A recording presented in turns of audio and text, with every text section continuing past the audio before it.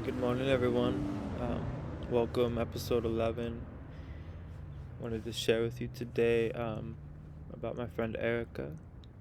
Uh, so today's her birthday. She would have, she was 19 when she crossed quite a long time ago.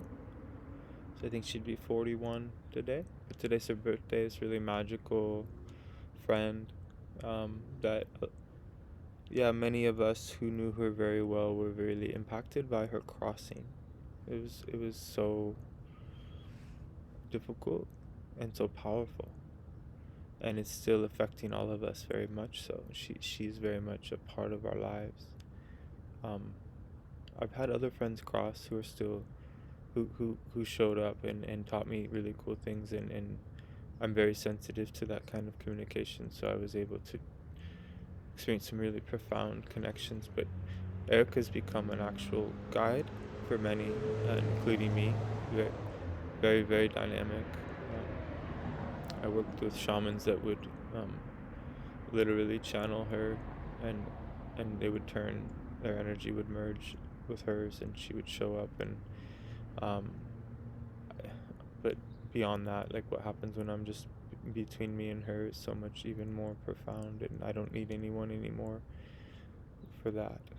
She helps me to do healing work that's really, really rare and unique. She assists um, in my decision making process and guides me and tells me things, and told me a long time ago when I was in a lot of pain.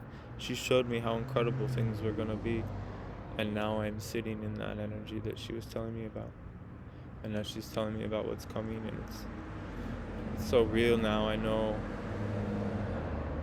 the connection's real. I used to think people talk about this stuff and I thought they were exaggerating. I assumed they're exaggerating. um Now I understand they had no idea. It gets so much bigger than even they realized.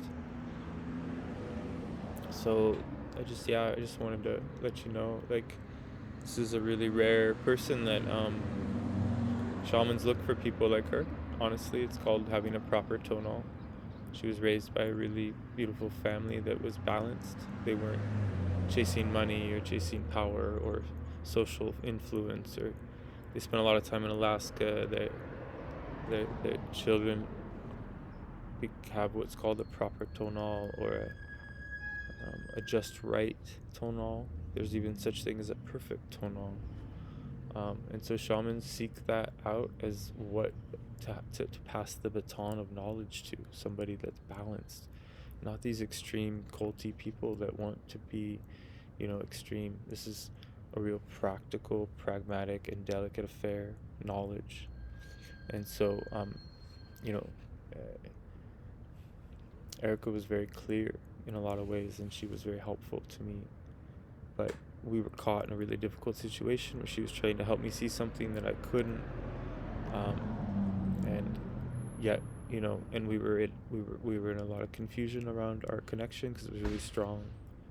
And I was in an apprenticeship with someone that was was telling me that it wasn't good for me to be with her because I was stealing energy from her because I'm a man and she's a woman, and that's how that works. And like, it was all, but I didn't feel that way, and it felt incredible, and we all were.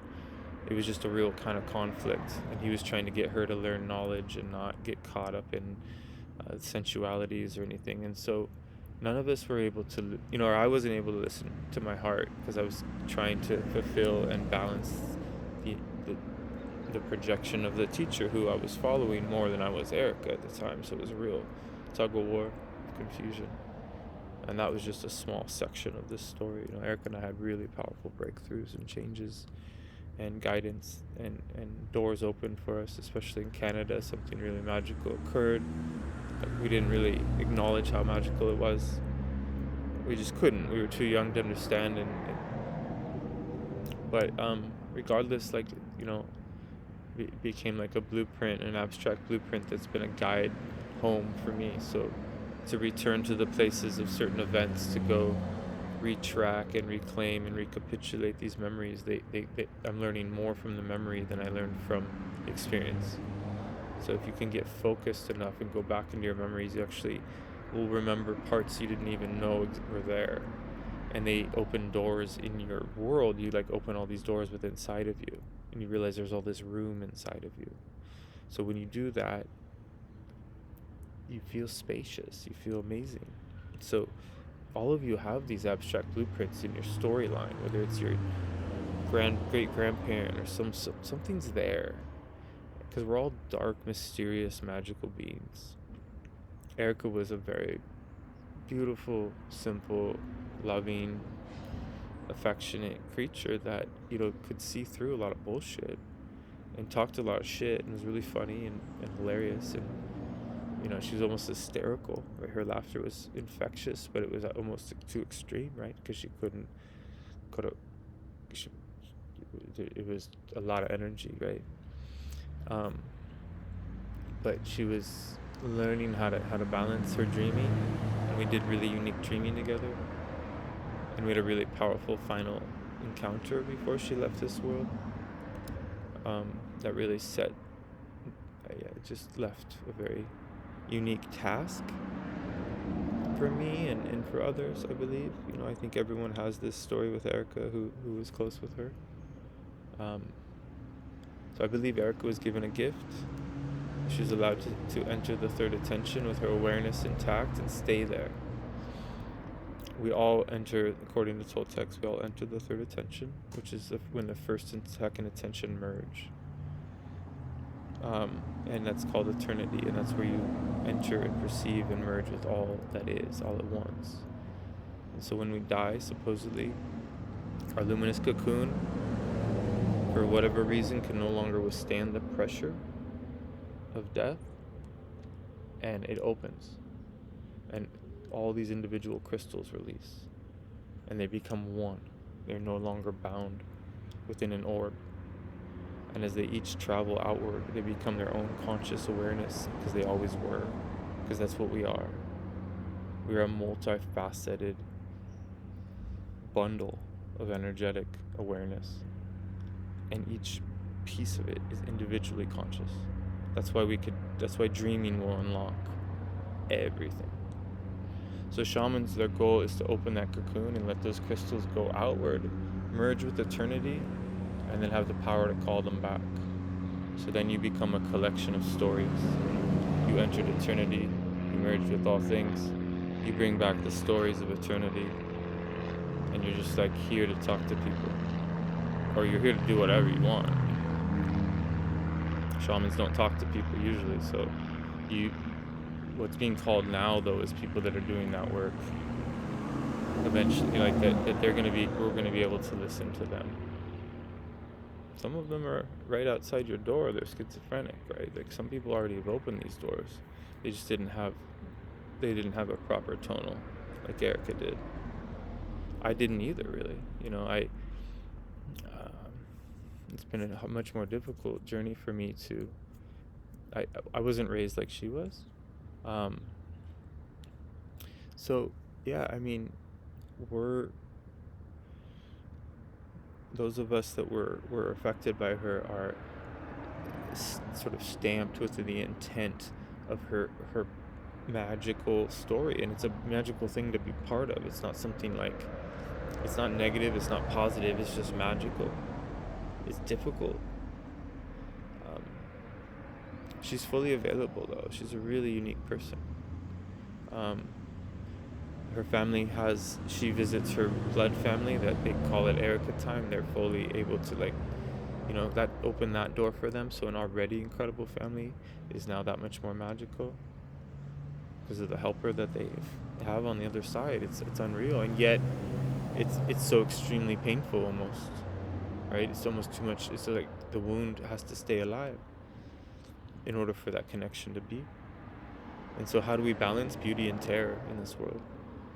Well, there have to be incredible amounts of beauty just to handle terror. So we have to completely revitalize our life to make it so that it's fully focused on beauty, and quit letting people tell us how to live. And that's a revolution. You have to extract yourself from hypnosis so that you can no longer let anyone impact how you perceive what is the right thing, or what to do, when and why, and where to eat and how to be and what to say and what to wear. And Once you unlock from all that, then you can flood your being with beauty. And Erica was just capable of that. She wasn't caught up in culture or what people thought of her. So she was very authentic. And she could have learned, had she had more time here, she would have been a really dynamic dreamer. Um, but she fulfilled her contract, I believe. I think or regardless how it works, by her going to where she went, she became a guide for so many, and that will prove to be very powerful. Um, this story doesn't is just getting started. Okay, Erica's story is really unique, and it's going to be told. Um, yeah. So I just wanted you guys to know about her, know that that your helpers, that your helpers exist. They're your great grandparents. I've met my great grandfather on a trail in the wilderness. I've never met him before. He died when my dad was 14. He literally, when you open this dreaming door, and you're no longer, um, I don't know, at odds with the intensity of it. And, you do this work, you do get encounters with the non-physical world, and it's strange at first. It's just like, but people that study Aikido, they know that O-sensei shows up in the dojo. Morihei Ueshiba. He did the work. He's no longer, he exists fully conscious in the third attention. So he's training anyone that does the work. You train under him. Don Juan Matus is in the Dome of the Nawal. He's in the third attention, and anyone that does the magical passes is being trained by him. Straight up. So it's not hard if you guys want to connect, but you guys are very picky. It's all got to be perfect. I know, I get it. I was the same way. I don't want you to follow anyone, me or anybody. Okay, so I'm not suggesting you go join a cult of martial artists or a cult of tensegrity people I'm not calling anyone cults either. I mean, everything's a fucking cult. This is a cult. You're in a cult. You're in so many cults. We're totally hypnotized on so many levels. So who cares what people think about or said about somebody? Just learn what you can here. And in Aikido, you have to steal it from them, from the teacher, because they can't tell you how to move like they do. It's the same thing here. You gotta steal the gnosis, man. It's out there for you. Just go listen to it. There's so much truth available. Who cares if they, but there's also, what's called, I forget the word, but controlled opposition, right? It's the people that are pretending to be aware and conscious that are misleading you in a direction that won't get you to where you need to go, because that's just part of the world, is to make sure everybody stays in their little prison. So they'll do anything. Medical doctors that become aware of the truth around cancer and stuff are killed when they start to tell the truth, like all the time. It's out of control. And so they're just this silent sort of okay, fuck, everyone bowed out. They're like, and now they've claimed that these 12 people in this world that are the ones that are giving misinformation, some of them are brilliant people that they're talking about, and they don't know what they're talking about by saying what they're saying. So they're going up against the truth on such a direct level now, to try to cover up a lie, and so the world's seeing it. And so we're in a unique time. And so our helpers are in place to help us through this difficult transition. So find your helpers. Erika was so powerfully beautiful and loving and a really whole person. Not all the way, but she was so whole compared to so many. And you and I can be whole like her. She can help us. She's still like that. I still am not. I'm still struggling, but it's okay. Yeah, you don't want to claim to be something I'm not. I would never want to do that ever again. It's a very ridiculous thing. It's okay to put yourself in situations that are challenging and see if you can do it, even if you don't know how to do it. I learned some of the dopest shit that way. and excelled in my career, but just saying, yeah, I can do it. I'll do it. I'm your Huckleberry. And I channeled that shit. I can go in and do things that I just know how to listen and what questions to ask and when not to talk. And when somebody asks you something, you can arrange your life in such so that it's just you're not misleading or lying whatsoever. You're just in your truth so profoundly that the doors just open, and then that's how you become an advanced dreamer. It's like that Catch Me If You Can movie where he just walked into those situations. When you have that magnetism, it's totally doable, and you don't want to do it on that level where you end up in prison. You want to just do it with your the things that don't, you know, that aren't going to change the trajectory of your life, but they give you the training and a job here and there. You can always get work. You can use your work as a way to develop yourself or your community. You can use whatever. Just go out there and evolve. In whatever. And don't be afraid of anybody. Talk to the homeless people. Talk to the people that and don't condescend them. Don't give them money and stuff. I'm just like be. I don't know. It's not that hard.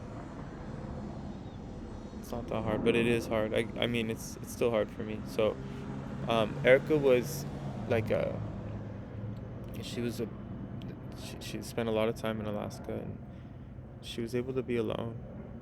She was able to be alone, just enough. Not a lot. She wasn't like but she wasn't free from distraction, and she wasn't. And she was too young to have gone and done all those things, but she was already naturally really balanced, and so our connection was so profound. Like we had really unique things occur. Our perception would move to the same perception as each other wherever we went, whenever we went there. And so the way signs would be given to us were so strong. And honestly, now that I know, well, because she left, now I understand why so much was jam-packed into our short time together. And so we were being shown and guided into things so profoundly. We just didn't know what to do with it. And we had somebody trying to interpret it for us, and they were totally trying to hijack our story and make it their own. And so they were giving us wrong interpretations, and we were handing over our power to that interpretation, or at least I was. So it's such a loss. It's so painful. But it wasn't, because at the same time, like, our future selves were doing this so that we could get to our future self. And this is the way the story has to be hacked. This is the reverse engineering. This is beautiful Inception, like Matrix dynamic healing that we're doing. So Erika and all these people that are involved in these stories are all characters in the liberation of our awareness. And we had to get put into these contracts in order to come to terms with that. And they're tied to all the parallel lives. So the same person that's trying to intervene and stop this, or tried to, was doing the same thing in a different parallel life. Or the roles were reversed. Or a combination of things that are all dynamically, perfectly set so that all of these things are linked. So when I heal this parallel life, it links all the others. It heals. Whatever I can do in this dream, it heals the other dreams. And then it'll heal your dreams in dream time. And then your dreams in dream time will become a portal for you to evolve and learn and be able to understand our interaction with the other dimensions and the other realities and the beings that exist, like Erika, outside of the physical. Erika shows up to me. There's a specific color. She takes me and shows me how to be, how to live, like mushrooms do. She just shows me. She teaches me how to move my body. When Erika left, I learned how to dance because she showed, like, I really was shown. She just took my body and moved it because I was doing this work with her. We were becoming really close. We would gaze into each other's eyes for hours without flinching, and we could just maintain both eyes. It wasn't, trying to figure out which eyeball to look at. Once you let go and you just can see the whole world, you gaze directly into the other person's eyes. That person doesn't have anxiety and you don't have anxiety. We did that for hours. I know her better than I know anybody because of it. Does that make sense? So when you can live without anxiety, you can look at the whole world like that. And then someone like Erika or someone will show up and help you to then do it with another. And then that's Tantra. Okay, that's for the doors open. There's no more wall. There's no more armor. You're then going to put the armor of God around the outer layer of the two of you and become one. And that's the highest evolution of consciousness, is to be able to merge with another being like that. Toltecs extract themselves from the certain part of that so that they take it into an even more dynamic layer. But at the same time, those options become available, one or the other. Toltecs do it in large groups, like 16 or more, and they cross the boundaries of affection together. So it's not like sensual, it's not sexual at all. But when two people are doing this work in that particular way, there's a really powerful way to merge and become one without anything keeping you from traveling at high speeds, because you're basically operating with the same guidance system. You're not at odds with each other about anything. You're not like, oh, well, trying to decide who's going to lead. You become one. And that's what we have to learn, you guys, is to become like the birds that fly, and they just, it doesn't matter who's leading, they're just rotating into those dynamic positions. That's why they travel as 16. We are birds, you guys. You all have a bird, you all have an animal, you all have a relationship to the mother. Erika intuited this, therefore she was just naturally at peace with everything. I think she knew, honestly, she was very scared. I'm not saying like she had a lot of fear around the concept of death, and I think that's because she was here for a short time. I don't know that, though. I mean, I don't know how these contracts work. I don't claim to. But because of what happened, it created a dynamic, abstract tale that involves me and now you, because I've told you about it. And the people that already are involved are going to realize more and more. The things that I've learned are probably going to prove to be very true for them. So there's just incredible, beautiful potential here for all of you to meet your ancestors, to meet your friends that have crossed in a new way. They're not all going to be like Erika, but Erika's available to others, so her story is going to be told, and people are going to feel it. And then there's all these other things that are going to happen around it. So she's sort of in the background, really, really, or has been playing a dynamic role. And she's very loving. She takes me in dreaming and shows me things that are just so profound, you guys. It's just so, she's spent an eternity now observing what's available to us, and she's so excited to usher us into it. And so there's no reason to be afraid to die, because she's there, and others like her. Now, at the same time, it is painful to die if you're not attempting to live. So it's when you're fully engaged with your will to live where death is painless. Unfortunately, it's very painful to be in fear and resistance and wanting it to go away and to just put the covers over. It's just crushing. It just has to come in and just take you. So stand up, learn how to dance. Your dance of power is what will suspend your death so that you can say goodbye and be able to give your gratitude to this existence that you were granted. This is a gift, you guys. Nothing but an incredible miracle. And when you understand that, then the miracles like Erika, like a person with a perfect tonal or a proper tonal or a just right tonal, when you start to see them in your life, you're like, oh, that my boss is like that. Wow, how did they get so caught up in the Seahawks and sports? And it's like, well, maybe they're not. Maybe they're a shaman and you don't know. But probably not. But maybe you could help them become one, right? It's like, they don't want to be limited either. They may have the hot wife and the perfect cars and all the perfect vacations, but they're probably lacking something that's eating them, that's killing them, because they did all the things right and they still don't get the feeling that they wanted to feel. That's what I'm trying to help you guys with. Erika was really good at that, right? She wasn't going to sell out anything. She was already good, right? But the world has a lot of pressure. It's a really confusing place. I should have never sent my kids to school. In hindsight, it's just such an indoctrination camp. And Erica was indoctrinated because her parents were indoctrinated, and they still are. Her family's still indoctrinated. So is mine. My son's still indoctrinated on a level. I sent him in to get blue pilled, but he may not ever fully want to come out. It's a very comfortable world to think that our government and our scientists and stuff are being straight up with us. We're being lied to. We have been for a long time about everything, most things. So, that sucks. But that's why you guys can't perceive the miracles, because you haven't fully come to terms with all the lies. And so everything, when the lies are all gone, it's just miracle. It's just heaven on earth. Right? So the Toltecs say your energy gets caught down at your heels, and it doesn't rise around the luminous cocoon like it's meant to, because there's these flyers, these things that are always here around us that are making sure that doesn't happen, spinning this world into reality, and then basically consuming the energy outside of us that is on the outer layer. It's food for them. So if you discipline your life and you become impeccable, and ideally you learn about discipline and transition into impeccability, as I've talked about in other episodes.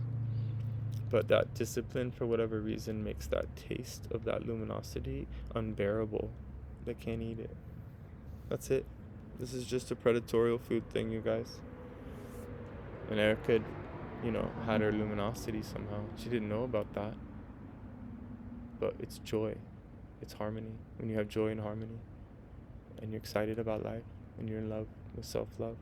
Because it's self-love, you guys. There's nobody to fall in love with. Nobody's going to take the pain away. I mean, you can have pain taken away from you, and you can be healed.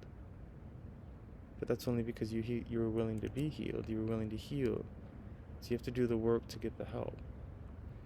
It's not really work. It's acquiescing, or aligning, or not resisting.